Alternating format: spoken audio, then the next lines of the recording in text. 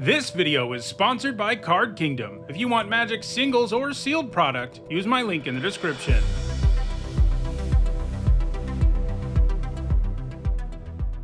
Hello everyone, it is my first Avatar The Last Airbender draft, thanks to Wizards of the Coast for inviting me to the early access event, which is when I'm recording this.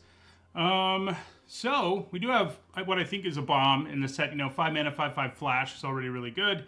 This format also has lots of clues, so, you can flash this in and draw 2 off of it a decent chunk of the time, in addition to the ambush block potential. There are some other really good cards here. I mean, it wouldn't shock me if it's right to take Earth Kingdom Jailer over the Unagi by the end of the format. It's a really good Banisher Priest variant. This is a really good signpost. I think that starting with your first pick in a pack that doesn't have like a bomb is perfectly fine because it's that good. So yeah, those are the cards that I would really look at in this pack. But I think we go with the Unagi. When it's early in the format too, drafting rares to get a feel for them, is fun, if nothing else. And it's certainly not a bad card. I will note, I think some people think of the Waterbend here as being like upside, but it's not. It just means your opponent can pay the ward even more easily. But it's still harder to kill than a regular creature. So I think Knowledge Seeker is great. Speaking of clues, like a 2 mana 2/1 that dies into a clue is already a really good card. And it also grows when you draw extra cards. Yeah, I think that's pretty much the pick here. I don't love this to start the format. It's going to depend on how good entering and airbending is, which I think is good, but I think this is like an F equipment without that ability, so with it, it's not great still. But yeah, this pack's not as good as our first one was. I think Knowledge Seeker is really the only card. It'll be interesting to see where this card falls. It's been in both our packs without actual Learn in the set. It's definitely worse, but it's good fixing either way. But yeah, we'll take Knowledge Seeker here. Not too unhappy about taking 2 high-quality blue cards with our first 2 picks. If you could stay in one color, that feels pretty good. So Waterbending Scroll is interesting. How good it is will depend on how easy it is to go mono blue or close to it. But it definitely has some potential. This pack does have Allies at last, which I think is excellent. Even if it didn't have affinity for allies, it'd be a good removal spell. With it, it's great. We don't have any allies yet, but we're going to get them. Although they're more concentrated in like green-white. I think Ostrich Horse is pretty good. Every creature like this we've seen has been a good common. But I think Allies at last is better. Waterbending Scroll might have like the higher ceiling, but it has a miserable floor. And this has like a high floor and a high ceiling. So we're going to go ahead and take it. It's not blue, but that's okay. We don't have to stick with blue cards only. You should stay open depending on what signals tell you and whatnot. I think there are some people who think of taking one card as fully committing to another color when, it's worth speculating on pretty often. So Master Piandao, I think, is pretty good. I don't love the turn he takes to get going, but once he gets going, starts drawing you cards as long as you have allies, equipments, and lesson, and allies and lessons are pretty easy to get, especially in white. So I think this is a solid lesson. It's a counter spell. Grand's interesting. She's a lesson payoff, can also loot if you tap her for waterbending. I think we are looking at the blue cards here because the non-blue cards, Piandao has some potential, but he's not so good and he's build aroundy enough that I'm not eager to take him over these other things. I'm leaning towards Eloquentia because I think you need waterbending for her to really go off, and this will just be good in any blue deck, especially if we care about lessons, and blue-green and blue-red both care about lessons, so it would be wild if the blue-red signpost wheeled, but I'd be pretty happy about it. So this is an interesting pick. I think Tylee Artful Acrobat is quite good. I hate the stat line. We don't see 3 mana 3/2s do that well when they don't have interest triggers these days, but I think Prowess and the attack trigger are both enough to elevate it to the point where it's certainly worth playing. However, there's also just a forecasting fortune teller here, and this is going to be one of the best commons in the set. I don't really see how it won't be. It's just an amazing rate to play a 2 mana 1/3 that makes a clue, is an ally. It's good with water bending. It's just a great card. So I think it's what we take here. Zhao, I think, is pretty nice, although he's kind of funny in that I think he's actually better in the sacrifice deck, which is black-white, than in his like home color pair. Okay, so does seem like blue cards are getting snatched up a little. I think Otter Penguin's okay, but I think there are better cards here, most likely. I mean, Swamp Snare Trap, pretty good. We're not committed to green at all, so, we're probably blue based on how things have gone. But we could, and probably do, take a different colored card here. I do like Canyon Crawler a decent amount. It's going to be one of the, one of the better land cyclers I think we've seen in a while. That has land cycling for 2 generic anyway. I think I'm leaning towards Swamp Snare Trap here. Solid removal. It's enough better than the Otter Penguin. And if I really was convinced I would be in a deck with a lot of clues, Otter Penguin. Okay, well, now I'm kind of convinced because I think this is really good to still be here. June Bounty Hunter becomes unblockable if you have 2 or more cards, and you can sack creatures to make clues, which, of course, can draw you more cards. This is a good signpost uncommon. I think... early on in the format, it feels like one you can consider first picking in weaker packs, but obviously we're not in either of those colors. But yeah, we'll take June. She reminds me a lot of Vampire Gourmand. Said that in the set review, but just in case you didn't watch that. She's not as good. The Gourmand was ridiculous because all you had to do was attack, and then you could sack one of your creatures, and it became unblockable and drew you a card, which was insane. She's kind of in that same neighborhood. She takes a little more work, though. Okay, so a couple of good black cards here. So it's feeling like black, these 2 black cards being back-to-back, probably a good sign that black is in fact open. Corrupt Court Official and Azula Always Lies, I think, are both pretty good. The Court Official's better sacrifice fodder. We see this card in like every set, basically, with a different name, usually. This is like the second time recently we've seen it reprinted. It's actually from way back in Portal 3 Kingdoms. I think we take it over Azula Always Lies. Excuse me. I do like that lesson, but I think a 2-drop that makes my opponent discard is kind of where I want to be. Okay, so these 2 green cards I think are both significantly better than the black and white cards that are left, interestingly. So we could speculate and take one of them. I don't like that this starts as a 3-mana 2/2. And I don't like that this is a discard spell that's okay-ish. Or Earthbending, which I don't think is that good for the cost. But I think we'll take it in the end. I did, in my evaluation of the card, somehow think that it worked differently than it did. I thought, somehow I thought it said non-creature, non-land permanent card. It doesn't. So you can make your opponent discard. It's probably okay. I hope it doesn't make the cut. We will take the barrels here. I think it's a good way to fix. And black does have ways to sack artifacts for value, so. Okay, Kyoshi Battlefan's fine. It's a 2-drop, gives us 2 things we can sacrifice, assuming we have artifact sacrifice. Unfortunately, June does not let you sack artifacts. All right, here we'll pick up a Peddler. If we end up with enough sacrifice stuff, I'll definitely give it a shot, but 3-mana 2/2, we see this, and they have a lot of them in this set, so maybe that means they're going to be better than they have been. Yeah, we'll take Zhao. There's a chance it works out for us, the sacrifice trigger, if we have enough sacrifice paths. But they mostly just don't work out, these 3-mana 2/2s, because they start so inefficiently. This one at least has Death Touch, so it's not like things can just attack into it fearlessly. But I still don't love the inefficiency it starts with. And it needs like 2 counters before you feel good about it, and that's just too much work. All right, this pack is not amazing for us. Not really a believer in the Shrine deck. Sometimes during the early access event, there's something I bashed in the set review and I like force that deck for fun. Doesn't usually go well, but maybe if I'd picked up some other Shrines for free, I'd consider it.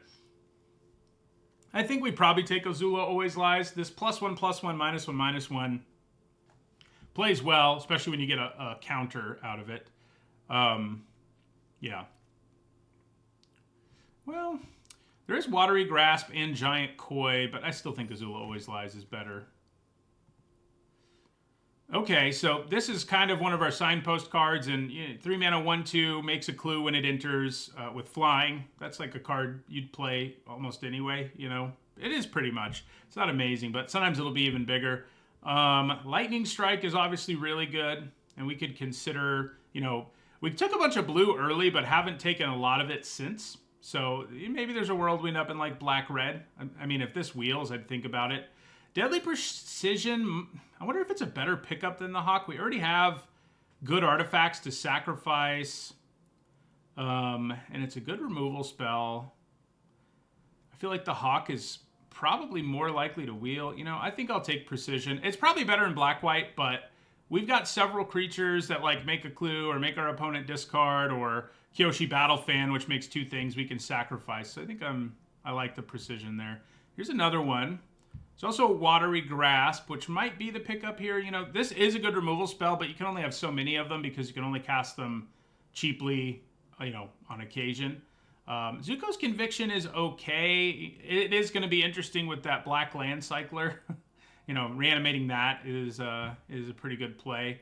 I like that it does something when you don't kick it. You could use Firebending mana on it and all that.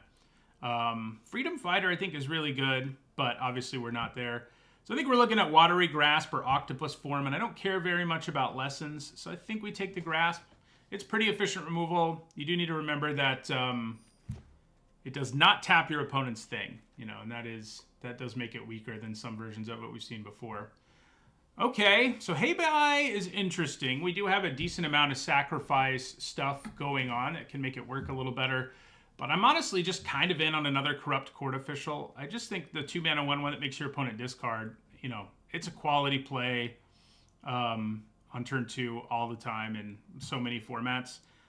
Platypus Bear, kind of worth a look, but we're not that into Lessons. Cat Owl's passable. I think it's really between Heibai and the Court Official. The Hideout is an okay way to fix your mana, but we're not exactly desperate for that. So we'll just take another Court Official here.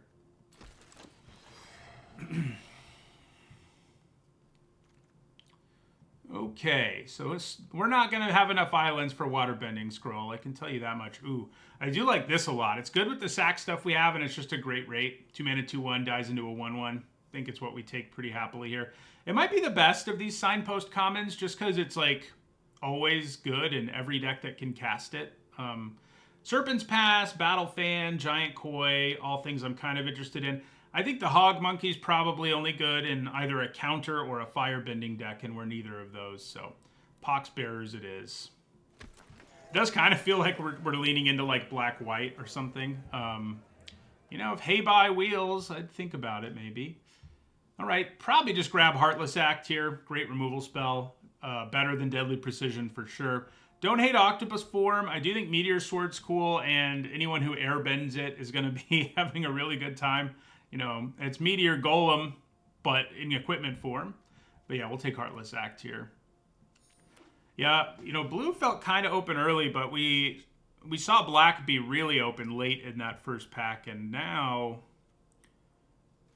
I'm not so sure about blue. You know, we do have some really good blue cards, but none that are great, other than the Unagi.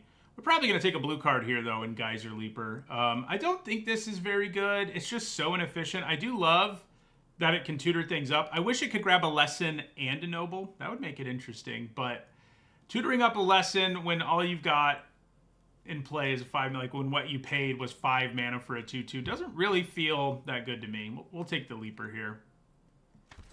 I don't think it's great either, but I think it's probably better. Ooh, okay. So I do think Buzzard Wasp Colony is interesting. Probably you want it in a deck with Earthbending, though, because then you can sack the land, it gets the counters, you draw a card, and the land comes back with Earthbend. But I think we just take another Fortune Tellers here. I don't hate Foggy Swamp Hunters, but I think this is just going to be one of the best commons in the set. So it's an easy pickup there to take. All right, now we will take a Giant Koi. We don't have any of those, any big, really big things at the top of our curve, and it's serviceable. You know, it's more pushed than most versions of this card we see, because usually they make us pay like 6 to make your big creature unblockable. It's only 3, and it's Waterbend 3, so it's easy to pay, you know? So, I like that. Don't really want another barrel. I may take the Oasis, just because it'll help us splash. I don't really want a second Geyser Leaper. It's another one of these stat lines that worries me, the 5 mana, 3 toughness thing that doesn't have an interest trigger. Just getting it killed by 2 mana removal is brutal. And that's like the litmus test a lot these days. We'll take another one of these. We have gotten a lot of fodder. Like if you think about a card and you're like, okay, my opponent casts a 2 or 3 mana removal spell on it. How do I feel about that? And if the answer is terrible, it may not be something you want. Yeah, I think we take the prison just in case we decide to splash something over Platypus Bear. We have plenty of 2-drops, and you know, we're not that into lessons, so. Got a Hog Monkey. I don't think it's great for our deck. We don't have other ways to make counters or anything. Man. Well, Appa's pretty exciting. And what do we have in blue? I mean, at this point, the 2 Fortune Tellers, losing those is tough. I do think Appa's great. One of the biggest bombs in the set. And there's a world where maybe we consider throwing away all our blue stuff and going black-white. But I'm not sure we're living in it. It just worries me. You know, at this point, we do have good blue cards. If we hadn't picked up a second Fortune Teller, gosh, I don't know. What am I going to take here, though? A Grasp, a Path to Redemption, Airbender's Reversal. These are all fine, but, well, not the Airbender's Reversal. I can't play that. Firelord Azula is interesting, though, but I think we're going to take Appa and see. I don't think we have enough Firebending for Firelord Azula to actually be good. So if white's open enough, we'll play Appa. There wasn't anything in that pack that really made me think, I just really don't want to do this. So I didn't. All right, so Judy is pretty good, I think. Azula Always Lies again. Vindictive Warden, definitely better when you have more Firebending. So I'm not that in on it. Decent white cards here. Do like this land a lot. We'd probably take Judy. If we have, you know, with Pirate Peddlers is where this can get kind of interesting because it's like 1 mana to trigger sacrifice stuff and surveil 1. But yeah. Okay. So at this point, I think I like Heibai. I do like Lost Days as a removal spell, but we have pretty good removal. And Heibai looks like it's going to be able to grow in our deck, come down as a 5/5 and threaten to go wild. I do think it's better than Beetle-Headed Merchants, although the Merchants do draw you a card, unlike Heibai. But another Swamp Snare Trap isn't terrible, but yeah, we'll take Heibai here. Probably don't play Appa, but I think it was worth taking a look at Appa. Another Azula Always Lies. We have enough clues that Wolfbat's probably fine. So doesn't Unagi mean eel in Japanese, but it's a serpent instead of a fish? I don't know much about actual Avatar, the show. So, you know, I don't know if it's a flavor fail to have it be a serpent, but eels are technically fish.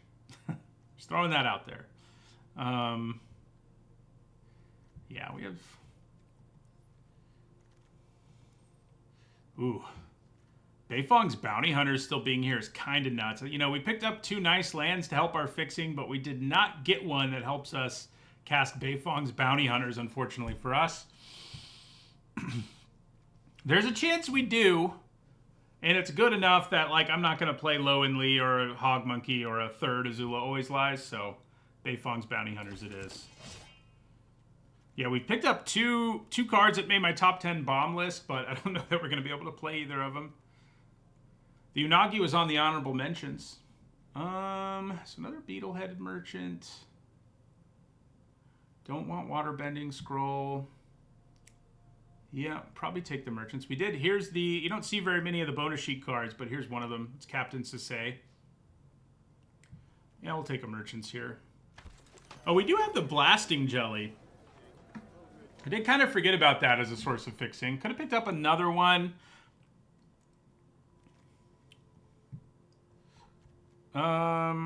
You know, Boiling Rock Prison doesn't help us much. I think we probably take Sold Out over another Heibai. It's a good removal spell. Gives us a clue sometimes. Don't know that we play Zhao. I'm guessing we don't, but yeah, this does fix, which is nice. Okay, well, now we have a White Lotus hideout, and I think we want it more than, you know, some more 2-drops. That gives us 2 sources of fixing that can let us play the Bounty Hunters. You know, unlike Appa, which requires double white, we just need some green mana. We don't have any random things that make treasure, do we? I don't think so. Okay, another Battle Fan, but I'm thinking I'm just going to take more removal here. Probably Path to Redemption over... well, why do I keep thinking I'm playing white? Yeah, I don't know. Yeah, we'll take a Watery Grasp here. Because I was thinking about Appa, I guess. I'm like, I'm not playing white. We'll take another Azula Always Lies.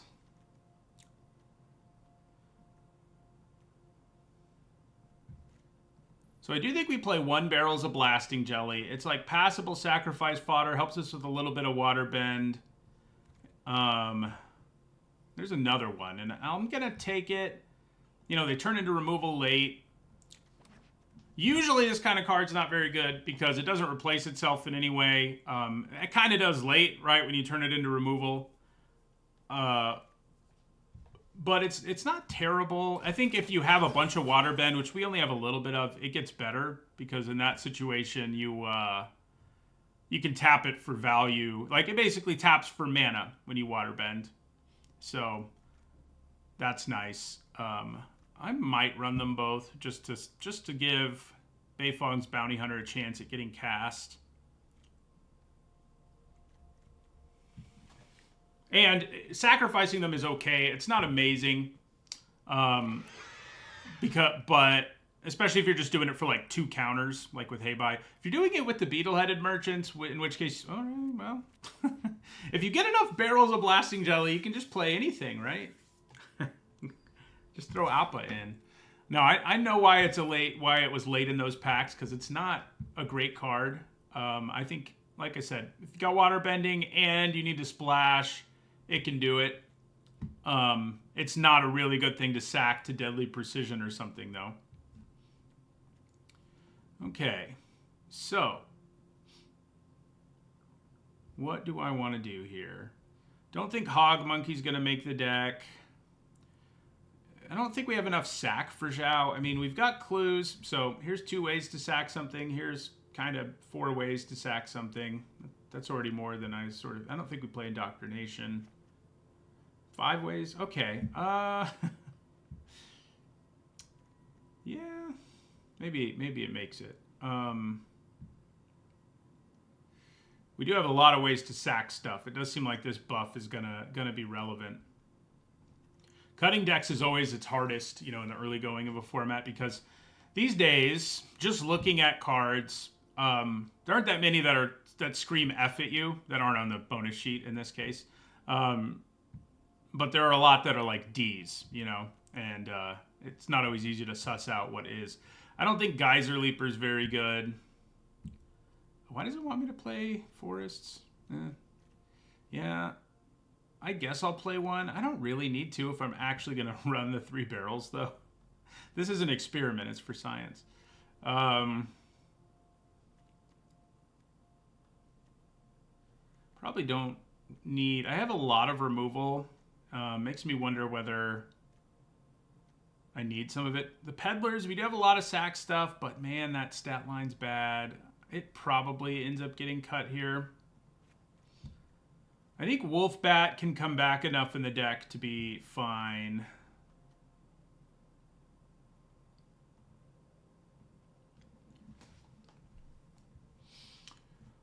Yeah. So removal-wise, we've got the 2 Deadly Precisions, the 2 Watery Grasps, the Swamp Snare Trap, the Sold Out. I can probably just lose Watery Grasp, to be honest. The black removal is just way better. It'll also make our mana better if we don't have as many blue cards, and it's not really a blue card I desperately need. So, yeah. The fact it doesn't tap the thing is what really hurts it. So I think we can run 1 Forest. Wow, why does it want me to run 7 islands? You're silly, Magic Online. Magic Arena, whatever you are. Oh. We're not running these.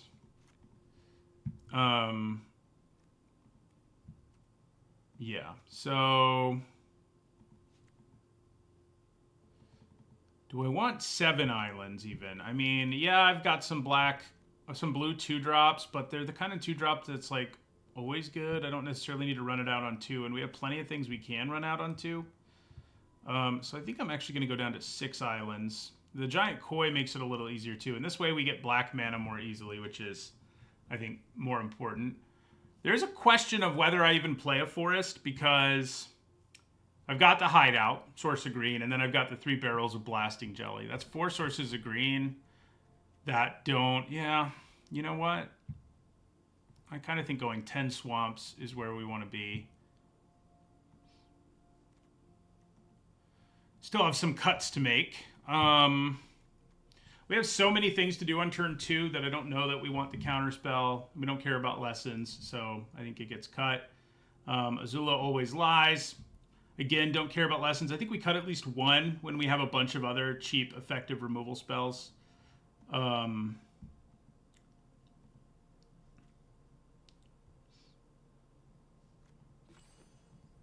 Creature count is reasonably high. That's what I was looking, because I'm like, do I really want Zhao if I'm not getting there on like a bunch of creatures? Probably, maybe not. The Battle Fan, I think, is actually pretty good in this deck because we have multiple ways to sack either it or its token for value. It's not a great 2-drop in most decks, but when you've got 2 Deadly Precisions and Heibai, and there's something else, Judy, it starts to get pretty interesting. So draw 2 things. I mean, we've got one way to do that in the Fortune Teller.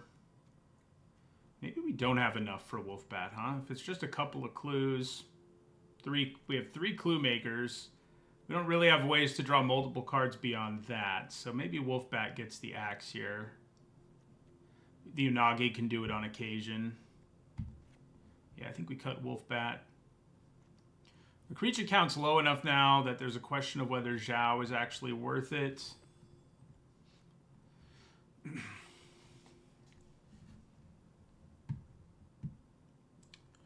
I think he probably still is. The firebending, you know, matters too. So what do we cut? Maybe the other Azula always lies. You know, as much as I like the card, we just have so much other removal that I think that probably is what the cut is. All right. So sort of a sacrificey deck with a little bit of draw 2 stuff going on. Let's see how it goes.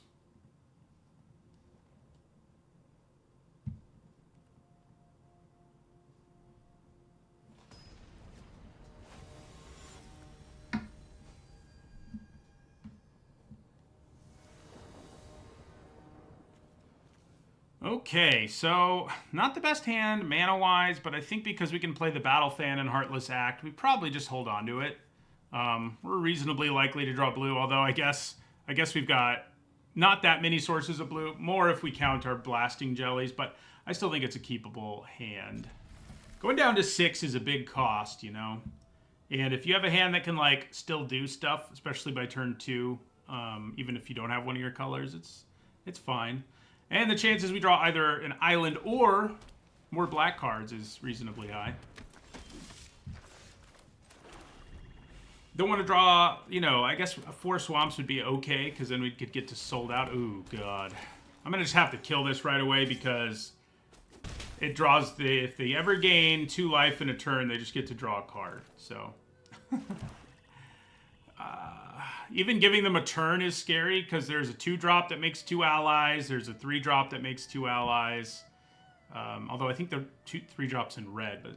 But I think we still just fire off the act. You know, next turn, if they play something else scary, we can Battle Fan and Precision. So we're just going to do this now. Say goodbye. Oh, they can make it indestructible. I guess there's that. So now, yeah, I mean, we do trade 1 for 1, but they keep this, and if they're about to draw a card with it... Okay, good, they're not. That's good news.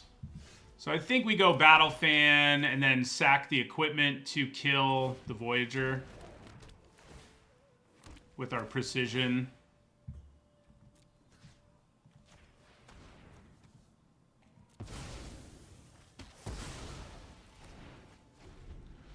We do have a lot of removal. You know, there are some formats where removal doesn't perform that well. If this is one, we might be in trouble. So, you know. All right, so there's a barrel of blasting jelly finally. Way to arrive on the scene. Their deck looks like it's the actual, you know, sacrifice color pair as opposed to ours, which is sort of a funny deck.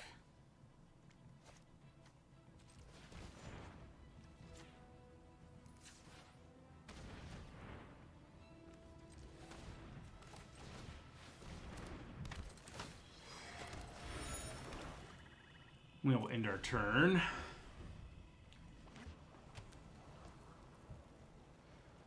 I think I would have attacked with the peddlers if I was them. It's basically a free attack, so. All right, so let's crack our clue. See what we have. Okay. I'm gonna go ahead and play my Pox Bears here, just because it lines up better against the peddlers.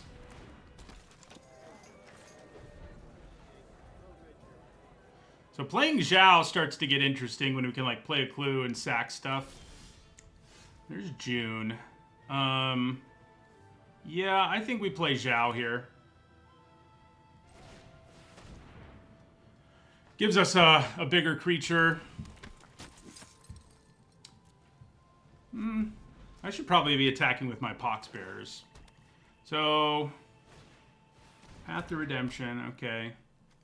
Does still have his triggered ability, which I think is pretty relevant here, actually. Because I can go... I think we go Fortune Tellers, Crack a Clue, which will give everything +1/+0.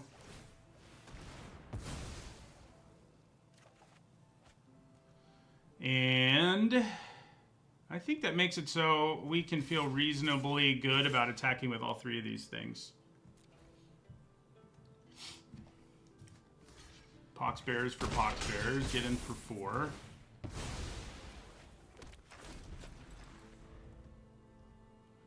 That may make them really want to get... Yeah, I was going to say, they may have really decided they don't want to deal with Zhao still being on the battlefield.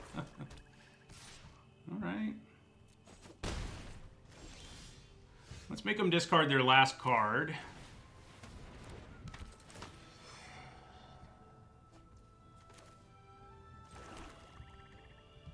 Let's attack them with all 4 of these things.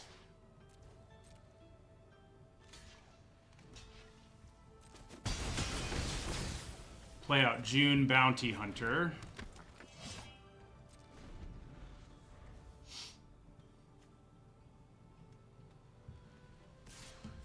Yeah, we take 3. None of our blue mana. I could do the giant koi thing, but there's like no reason to do it. You know what I mean? Like it doesn't really accomplish anything. I think we just attack with everything here and leave up mana for all our things, including Sold Out.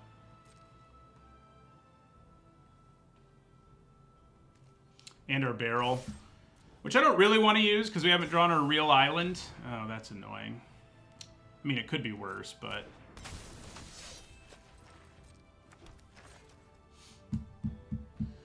I'm trying to decide here if I want to sack the barrel to make a clue so she can't be blocked. Because if they double block her, that is not great for me. Problem is I have more blue cards in my deck, although we have drawn most of them, and I could grab an island if I really needed to. Though holding on to this as just removal is also fine. So let them do what they're going to do. If they double block June... I mean, I could blow out the double block, but I don't think it's worth doing.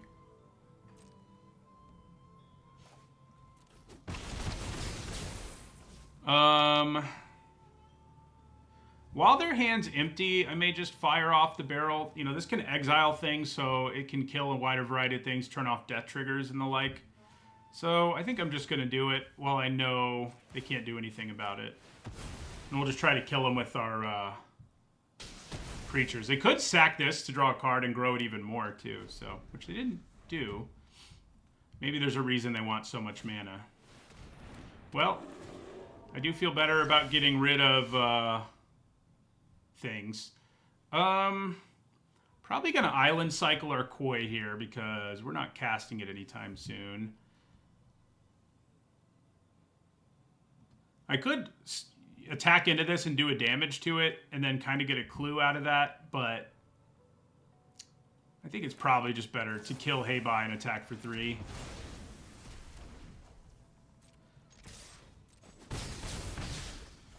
And we'll think about island cycling.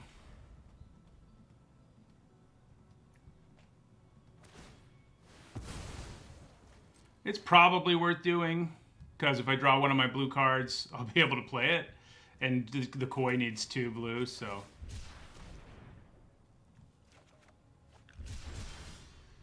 Okay. So let's attack with all 3. Play our merchants. And then it has a good attack trigger. It can do a lot of damage too, so...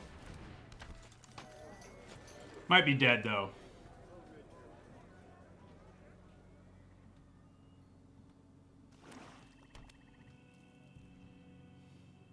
Looks dead.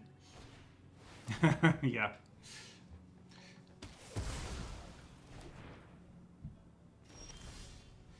Well, we did get 1 island at least. But our Unagi is in danger of, like, never getting cast. We'll attack with both of these. Leave back our court official. There are, you know, they could have their own, this guy. So I think we hold on to the swamp just in case.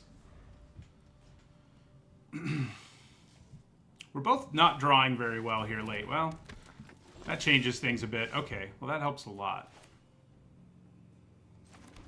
So this makes them lose a life and they make a clue. They can sack the clue with the firebending mana, but I can flash this in and draw and and potentially ambush block the thing. We'll see what happens.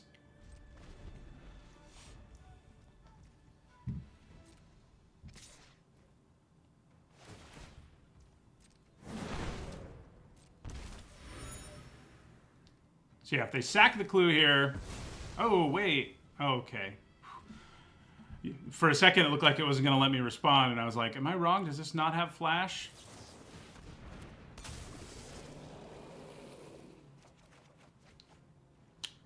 And do we go for an ambush block? We do have a huge creature. I mean, I think we do, because Heibai gives us the potential to, you know, just rebuild afterwards. And then we already got a 2-for-1 out of it, so... Yeah. Glad we drew that island.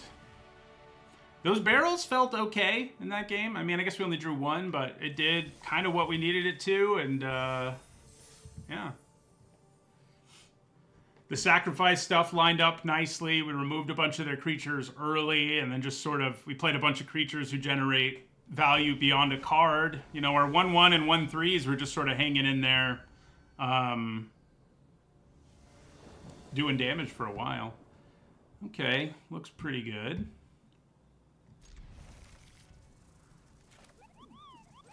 Turn 2 court official over turn 2 Judy. I mean, I might play Judy just because she can do more damage, and it's not like they won't still have a card that I want to make them discard next turn. So we'll just play Judy here.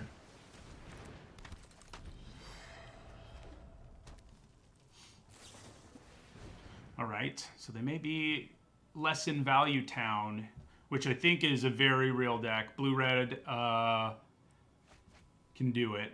All right, they look a little more firebendy, although this is an okay 5-drop in any deck. But yeah, so let's play our hideout here. Well, I guess I could have... I mean, I want to attack with her, so it doesn't matter, but the surveil thing being on the table might have mattered a little.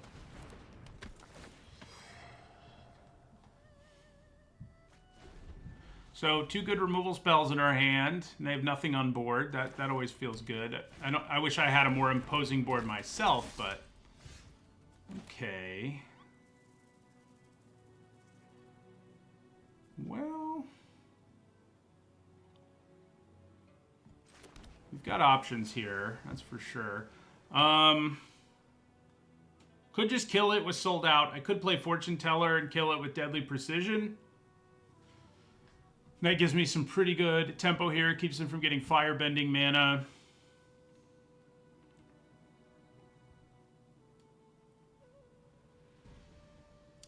I honestly think sacking the court official might be better than sacking the clue. So I think that's actually what I'm going to do here.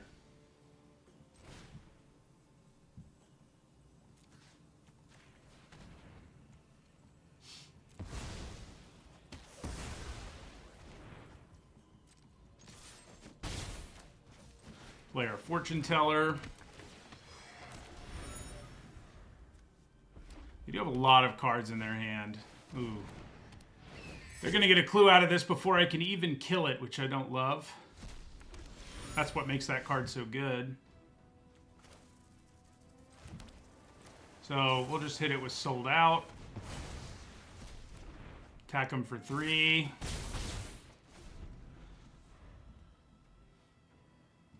We're out of cards, but we do have a clue we can cash in for 1. Firebending student, also not the most intimidating thing to see.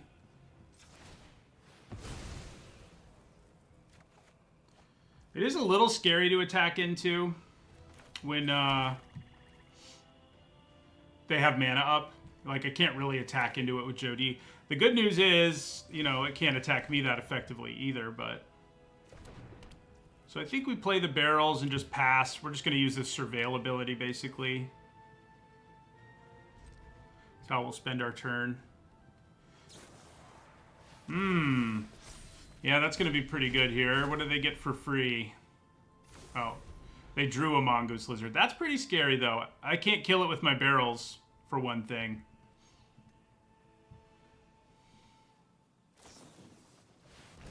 Okay, they're going with the bodies. Okay, this is interesting. I think we double block Firebending Student. They're tapped out after all. Oh, I can only activate that as a sorcery. What? Oh, Firebending. Yeah, that blows me out. Well, it doesn't completely blow me out. It's still just a 1-for-1. There's Heartless Act. Okay. Well, we're in trouble here because they can cast this again. They can make more bodies. I don't really have a way to effectively remove enough stuff to keep Firebending from going wild here, which I think we're going to see it do. Remember, your opponent has Firebending. That was a...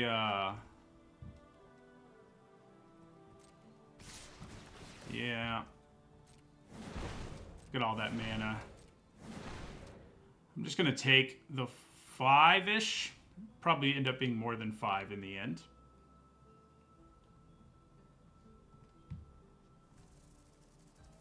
Since they'll use their mana to, well, you know, I may as well block one of them.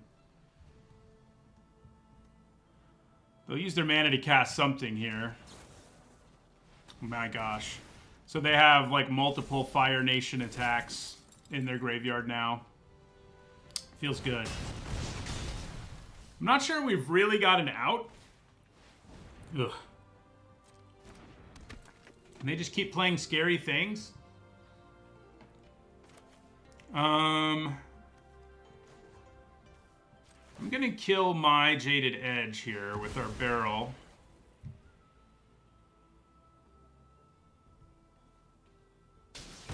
They've gone really wide. They've got lots of bodies. Poxbearers is an okay draw, if only because I can generate some more value. I mean, we can use Heartless Act, but this is where having a lot of removal doesn't feel so good, because our opponent played a bunch of cards that make multiple bodies. So it's like, whatever. Multiple bodies and multiple mana.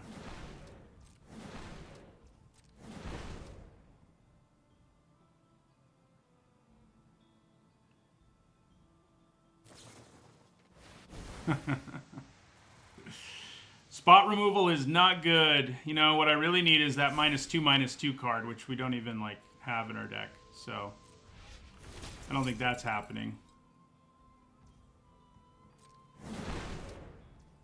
So, I'm going to block one of these and block 2 of those. I'm wanting to hold on to Heartless Act to kill their big creature, because while Firebending Student's generating mana, it's not killing me that quickly, you know? I mean, all these extra bodies is really what's killing us, so. We'll sack their clue. Of course, they got all the extra bodies partly because of Firebending Student. So.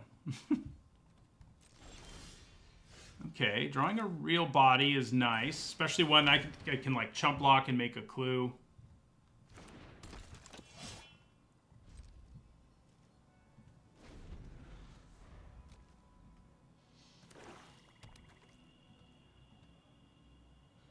I can't believe they still have this and this just chilling in their graveyard. It's not good.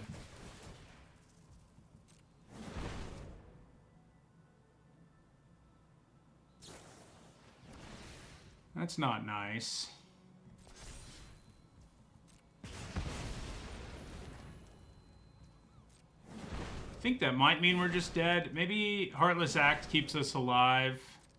6, 8, 7. We should still be alive. If only barely. It is fun seeing them go off with Firebending, you know? If nothing else. Yeah, so we take 8 here.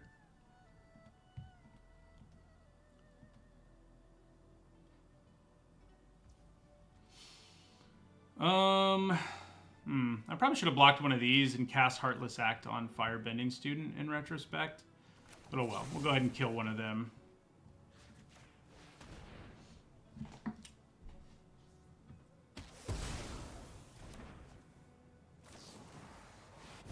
Prowess is unsurprisingly great with, oh, gross. With clues. Now we do take lethal because they drew that +3/+1 clue. And then they play that, yeah. And ping me for the win. Yeah, they just had way too much juice in that game. The their deck was perfect at leveraging all that firebending mana into a massive advantage.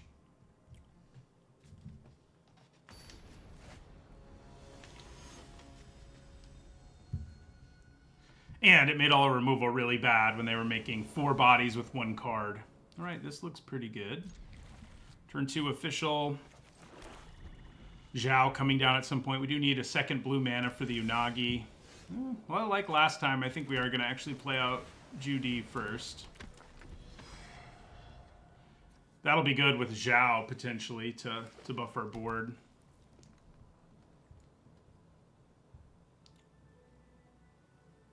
Judy might be dead, though. No. I wouldn't have hated drawing a cheap removal spell, because I don't really want them to ramp their mana, but we'll make them discard a card.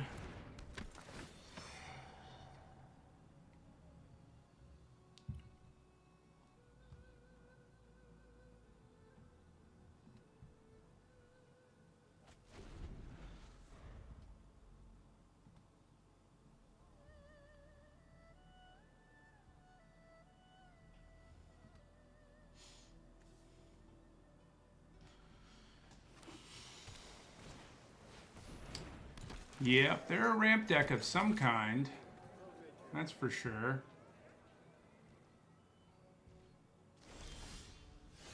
Okay. So we do have blue mana now. At least it'll take us 1 more land to get there, basically. But we can get there.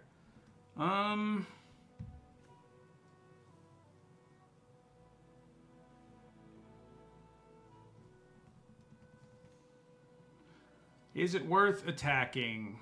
I mean, probably not. I think we'll just play out Zhao here. Oh, they might it'll quench ya? Me? No?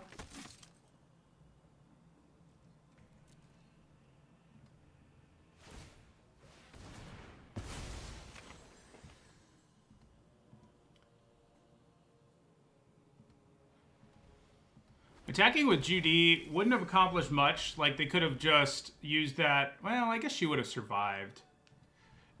It would be basically the same outcome, though. Uh-oh. Yeah, that's a good land. Be interesting to see if they can go off a little bit with Katara. I have my doubts. So I can actually flash in the Unagi with Zhao mana, potentially. Can only do this as a sorcery. So, I mean, I think we just attack with Zhao and see what happens. It's a question of whether I want to slam the Unagi at a time when my opponent, like, can't draw extra cards. And it can't ambush block either.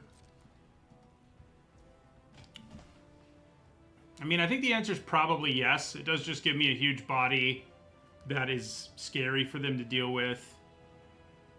Otherwise, my turn casting Sold Out's just not. It's not that good here. I mean, there's something to be said for maybe killing Katara, because if they played Katara next turn, maybe they can really leverage her into like some insane activated triggered ability. Yeah, you know what? I talked myself into it, I think.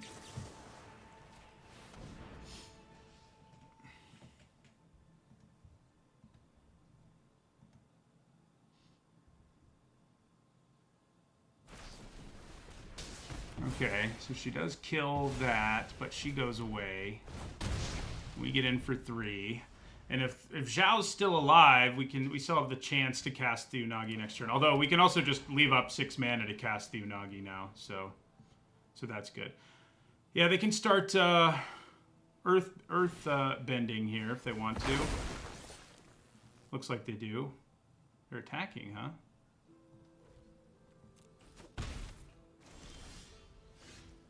Okay.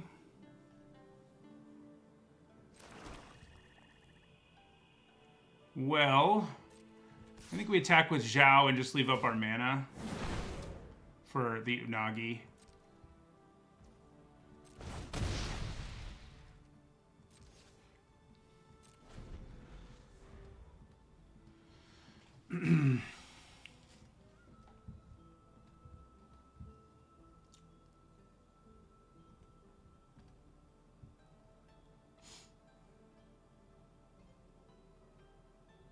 Would be nice to get our Beifong's bounty hunters. Ooh, we're really gonna get them here, I think. Although this can tap for 2 mana now. Doesn't have vigilance though, so they're not gonna be able to waterbend for enough. I guess they could have a trick. That would kind of stink. But let's hope they don't. I guess they could have counter magic too.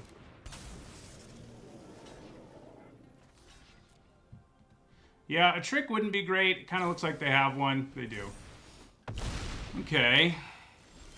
Still an okay exchange for us overall, I think. Do I want to kill that land? I mean, probably not yet. I'm going to attack with Zhao. If I kill the land, I guess they can't produce mana as well. That's definitely... That definitely matters.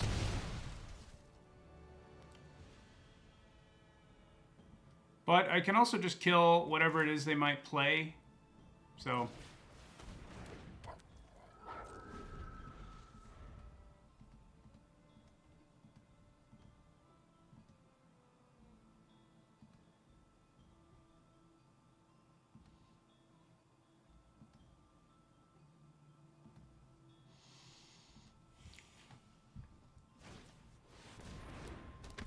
So yeah, they have the mana for the mass buff here because, well, only if they don't attack, I guess.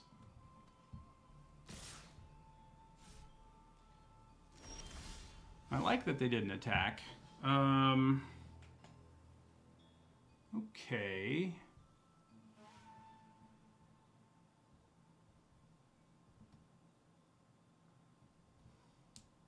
Do I just kill the land? Or do I kill Water Tribe Captain because its mass buff effect is kind of scary? I could Deadly Precision, sack my Knowledge Seeker, hope I draw something good with a clue. And then I have a pretty good attack. I could also just pay the full cost for Deadly Precision. Yeah. I think I'm just going to pay the full cost for Deadly Precision and kill that Water Tribe Captain. It worries me more than the land does because they can go wide so easily.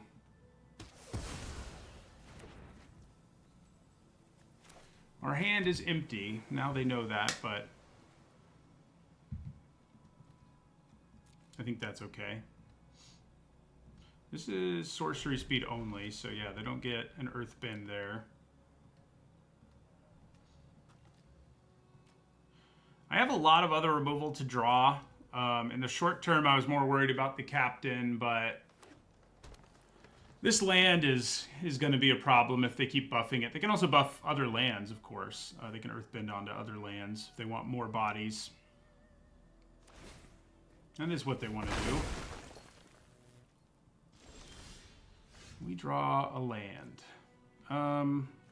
We'll hold on to this one. We don't really need to add any more lands to the board for any reason.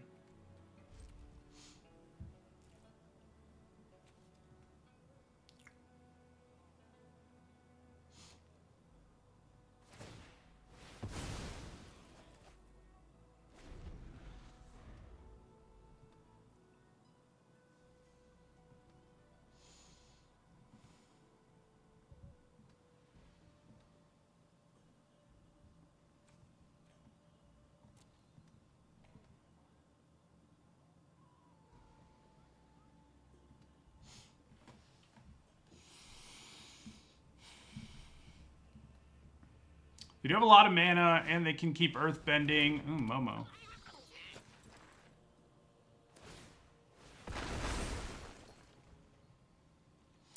I'm a little surprised that they're, like, if they were just attacking me with these 4/4s every turn, I would be in so much trouble. But they aren't, and it's giving us a little bit of time. Because, like, yeah, sure, I can block them, but you have an endless source of them because of your bossing say, so... And you get the land back, and you can just keep buffing it. Oh, Matt, you just wanted to use the mass pump effect to really make me sad. I see. I see what's happening here. I guess you're going to chump one of them. You're going to block one of them, and you're going to chump another one. They do still get to draw a card because of Momo. They do get a clue out of Knowledge Seeker, but I don't know that a clue is going to save us. Doesn't feel like it will.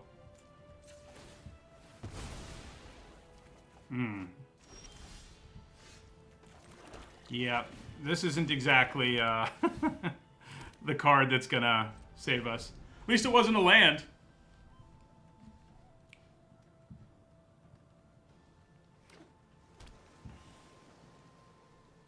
So this is an interesting card because it offers a mass buff, but then it leaves this ally combat damage trigger around, so they can just keep drawing cards with Momo, because Momo's an ally.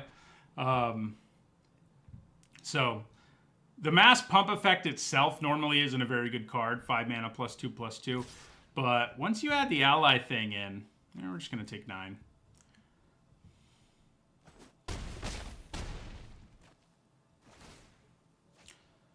I don't think there's much we can do to stop them. I don't know. You know, I think if we hold on to 2 pieces of sacrifice fodder, we have a slightly better chance.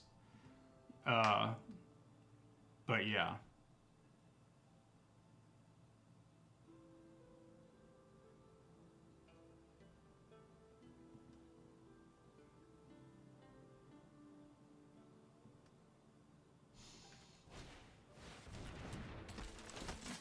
Could have sent a whole other land at me. Yeah, we're dead. You know, Bossing Say was the value engine that beat us this time. In the last game, their ability to generate all of the 2/2s beat us. Again, it was something that our spot removal really isn't good against. So we may be learning that spot removal isn't that good in this format. I mean, it's a small sample size. It's hard to come away with that strong of a takeaway. But Earthbending does make it bad. That's for sure. Okay. Looks like a solid opening hand. This has been an interesting experiment, too, the barrels. They haven't felt terrible. I mean...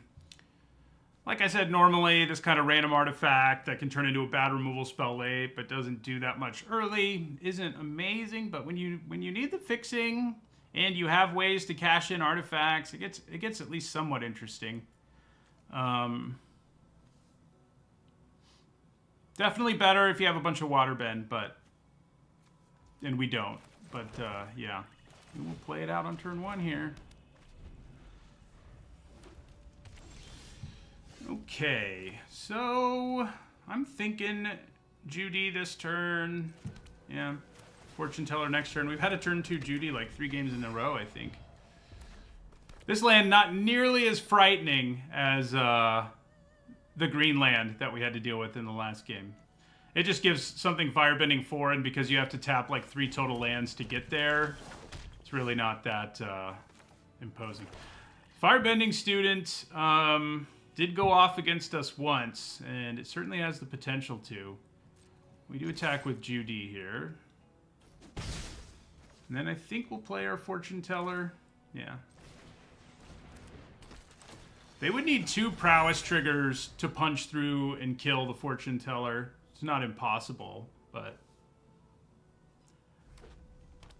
it's not crazy likely either. I mean, a trick would do it too. Yeah, I'm probably just going to take it.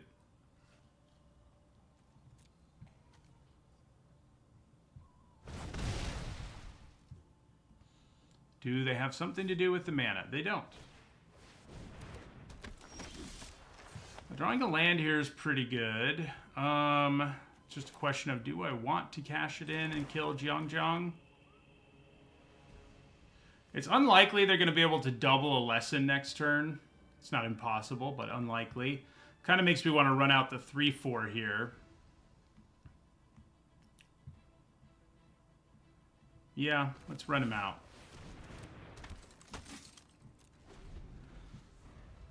Are they mono red? There's a couple reasons to do it. There's Valakut on the bonus sheet. Less likely they have that, but there's also that we saw it in an earlier game. The Mountains Matter flashback spell.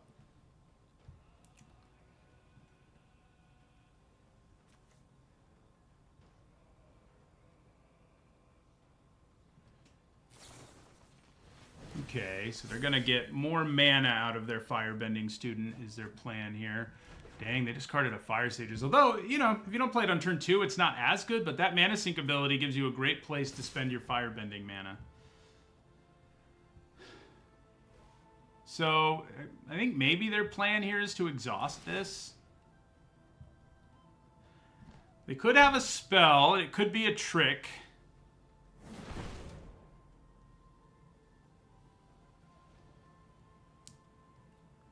I kind of think we just take the hit, if they let us. I mean, they may be about to do something gross. They may, in fact, be about to double a lesson. Firebending lesson would be pretty good. We're just gonna take it. There's too much mana and too many different triggers that could blow up our blocks in such a big way, and we still have enough life. We've got removal in our hand. We have removal on board. Those things all make me a lot less concerned. Ugh. Luckily, they couldn't double that. That would have been very bad for us.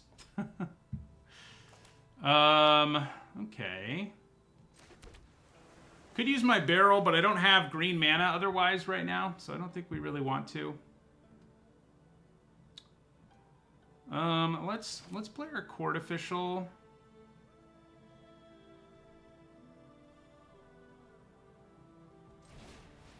See what we get out of that.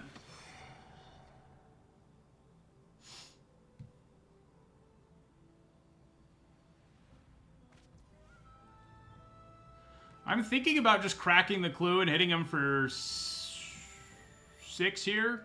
Yeah, I mean, that's pretty good. And I can do it with Firebending, so crack the clue, that is.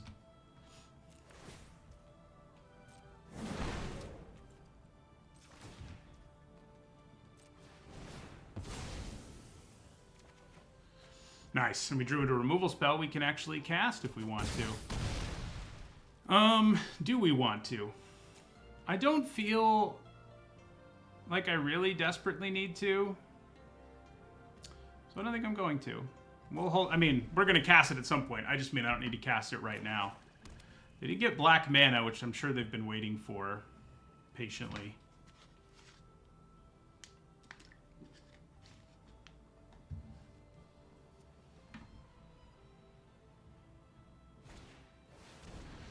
Okay. Do I want to kill Zuko? Because they're going to get enough mana here, but they can only play the card until the end of their turn. So I don't know that I want to kill Zuko immediately. They are only going to get 2 firebending mana anyway. Yeah. Okay. What do they do here?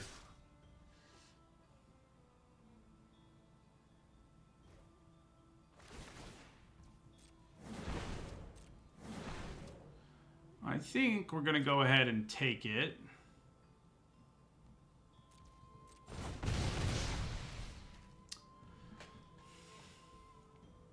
Yeah, I think we're going to go ahead and Heartless Act Zuko here.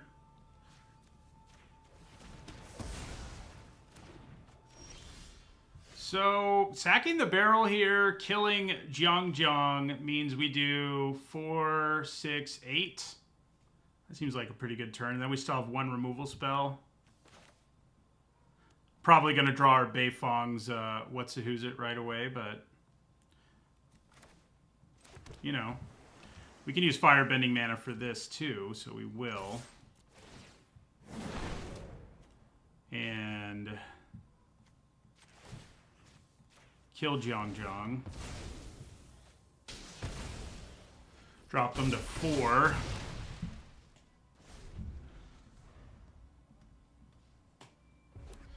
Zhao has kind of gone off in this game.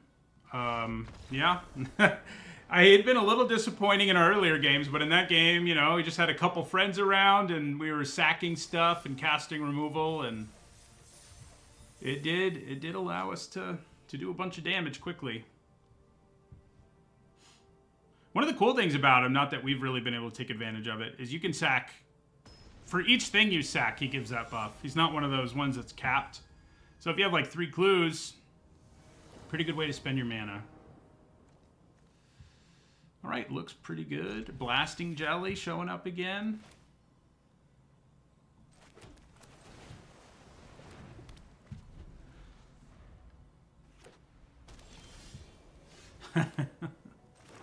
Okay, well, she wants to be played on turn 2. She hasn't done a whole lot. I mean, I guess she's swung in for 2 a few times.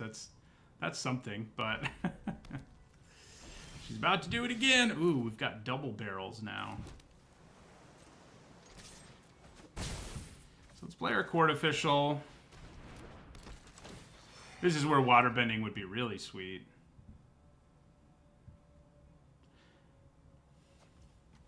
Run out our barrel.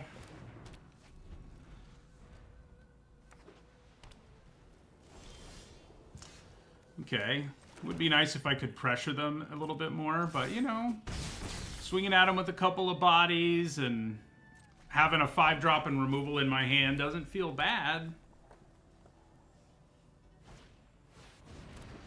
There's a card that does feel kind of bad against our spot removal. A 5th land there would have been really good. I'm probably going to cycle the Koi because getting a 5th land is so good. Like, it gives me Beetle-Headed Merchant's mana, and I can start firing off our barrels too. So I'm just going to do that now so that we don't miss a land drop. And then I believe... So, like, we can set up a block with her, make the token, sack the one that's blocking, and keep the copy. So, it's kind of cool. It's probably what I'll do. You know, I don't need to fire off Deadly Precision against a vanilla 3/3. It's vanilla now. Obviously, it has an ability, but... So, yeah, we'll go like this. Oh, I keep forgetting it's a sorcery. I'm just trying to teach you all how not to play Magic. That was completely pointless. That would be really good if you could use her that way. Well, I'm glad I held on to removal for that. It's tempting to leave up mana for the Unagi, but they can still get this trigger. So, like, I'm kind of thinking I just barrels of Blasting Jelly him now while I can. Yeah. Goodbye. Pass the turn, see if we can make up for giving up a card to prevent 3 damage. We'll take 4.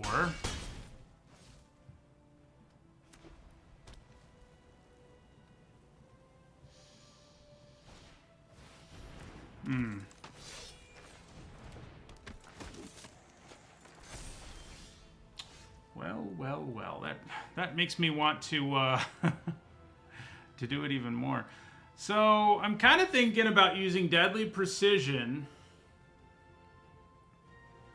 to kill Suki. But I think just leaving up Unagi mana and Blasting Jelly mana gives us the maximum amount of stuff we can do. So I think I'm just going to pass. I just don't like that she gets that token and it stays permanently. That part I don't like. You know, I have to kill her now if I don't want that to happen. So I could cast Deadly Precision and like sack the barrels and then play this to have it be a 5/5. I could also just run this out as a 3/3, which isn't the worst thing ever. And I think it's still better to just leave mana up for the Unagi and the barrels.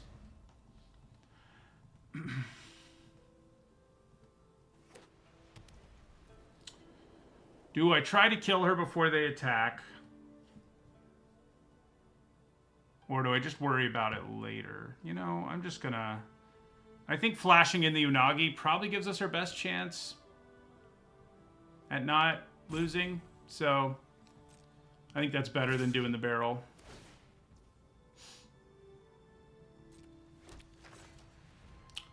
So... gonna block this and take 8.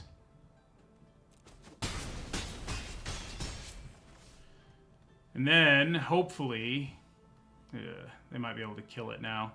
You'd have to water bend, so it'll take them the rest of their turn. It'll still be a 2-for-1. Not the one we want, though.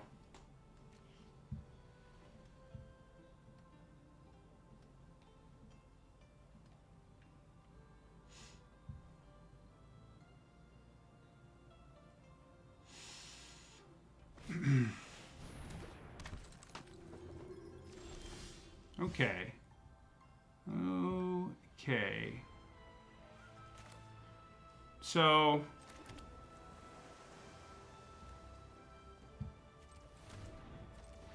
I think we're going to use the barrels, which does mean we won't have green mana, which probably mean we'll finally draw our Beifongs, but we're going to use the barrels to kill Suki.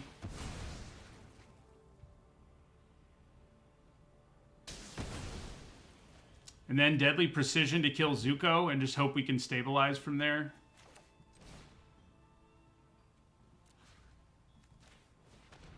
With our big bodies and not have to worry about them drawing extra cards.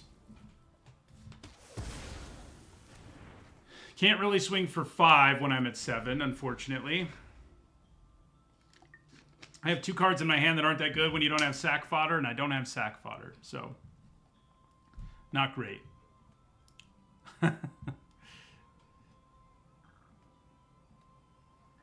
It kind of looks like they've got removal for the Unagi, and they have 7 mana, so they may not even have to tap any creatures to kill it. Yeah, they do not have to tap any creatures to kill it. So they hit me for 4 here. Okay, that's actually a really good draw because it means I can go Battle Fan... Hey, bye. And I think we just sack the Unagi. I mean, there's not a good chance that they're going to draw... that they're going to...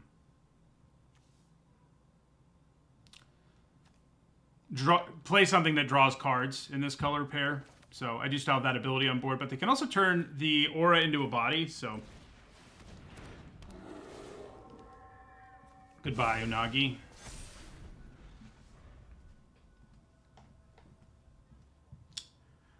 So the good news is if they do kill it, I at least get to put some counters somewhere. Oh god, another Master Pyondao. I don't like that. He is probably going to get something good off his trigger. I can kill him with Hey Bye, theoretically. But, yeah.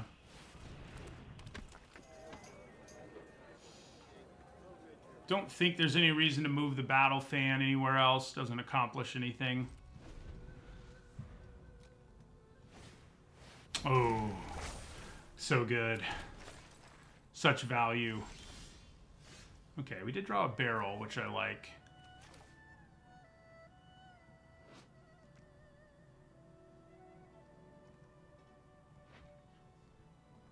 I think I'm going to attack with Beetle-Headed Merchants here and sack the Battle Fan. Because they don't have any good blocks if I do that. They'll probably just take 6. Well, that's probably a problem. I do draw a card, but I can't guarantee I'm going to draw a body. But I can use the barrel to kill Piondao. And then I still have 2 blockers. That means that would mean I take lethal. Yeah. Okay. So we don't want to do that.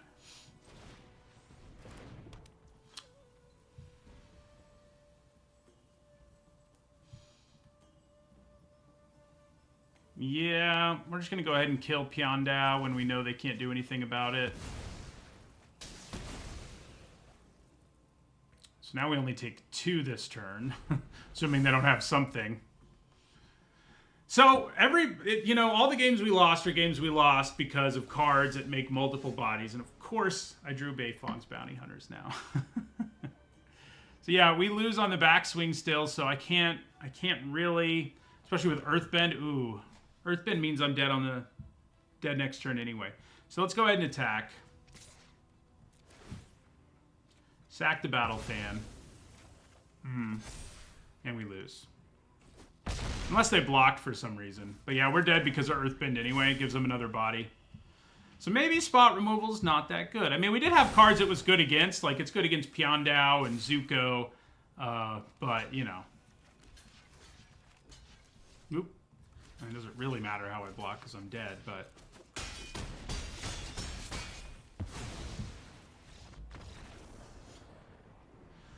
Well, I did have fun overall. We learned some things, I think. I mean, it's early. Like I said, hard to come away with too strong of an opinion about anything. But, it doesn't feel like our deck was that good. I don't know that you really want to be playing 3 barrels. If we'd drawn Beifong's Bounty Hunters, like, it probably would have won us a game, been like an auto win. So it's like kind of worth it, but we ended up having to cash him in as removal enough. And that ended up being a problem. The Inagi was really good one game and pretty good beyond that. These did feel really good, like, and so did the court official. No surprises there, though. The Battle Fan seemed legit in this deck, where you have reasons to cash it in. But and Zhao was kind of cool a few times, but I think maybe his inefficient stat line overall holds him back. But those are tentative takeaways for this 2 and 3 draft.